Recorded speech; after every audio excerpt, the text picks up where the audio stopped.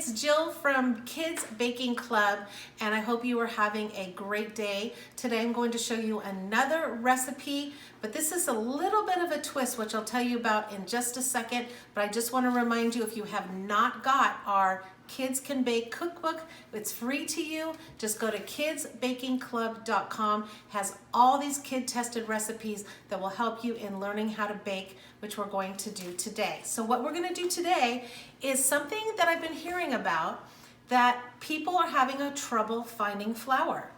Because of the coronavirus, a lot of stores are low on flour.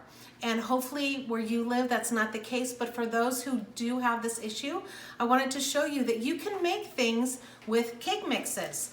Because in a cake mix, there is all kinds of flour and baking powder and things like that. So we're gonna make some cookies, yes, cookies, with a cake mix. So what I'm gonna do is today we're gonna make cranberry orange cookies using vanilla cake mix. So go ahead and buy vanilla cake mix. Go ahead and open it up and dump it in. You're not gonna follow the recipe. You're just going to use the cake mix. And then we're going to use a half a cup of oil. And you can see that the line up here says 1 cup, but bring it down and you can see that it actually says a half a cup. Go ahead and add that. Then we're going to add 1 teaspoon of baking powder. Now, there already is baking powder in a cake mix, but when you're making cookies, we want to add a little bit more. And then it calls for 2 eggs. Now, I always crack my eggs inside a bowl so that if there's any shells, they don't go in here and I can pull them out before I put it in the batter. So I'm going to crack the egg, open it up, set your eggs aside. See, I got a shell. So this is a perfect time to show you how to get a shell out if you get a shell in there. So what you do is you take a shell, and shells actually are magnetic to other shells.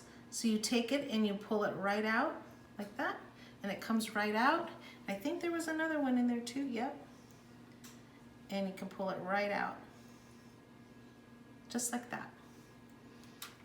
Now I'm ready to put that back in my batter. And we're gonna stir this up really well, and then we're gonna grate our orange, because we're just gonna put the rind of the orange in to give it flavor. Some people call it zest. So see how the dough is nice and thick? Unlike a cake mix batter where you add water, this one is just oil, but no water.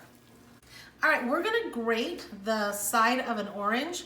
Make sure you wash the orange rind, and you can either use a zester or you can use a grate, and you want the small side, not the part where you grate cheese, but the smaller side.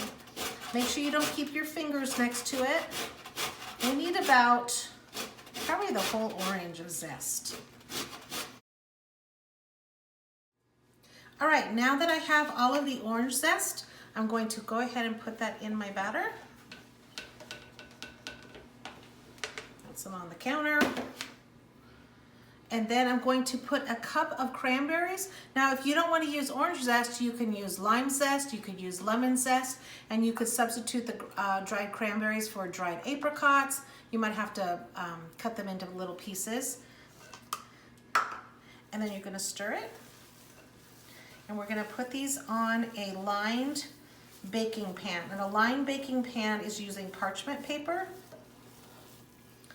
Parchment paper is not like wax paper. Wax paper will actually burn in the oven. Parchment paper is meant for baking at high temperatures. And we're just going to do spoonfuls of dough. I'm going to fill that up. We're going to bake this in a 350-degree oven for about 12 minutes.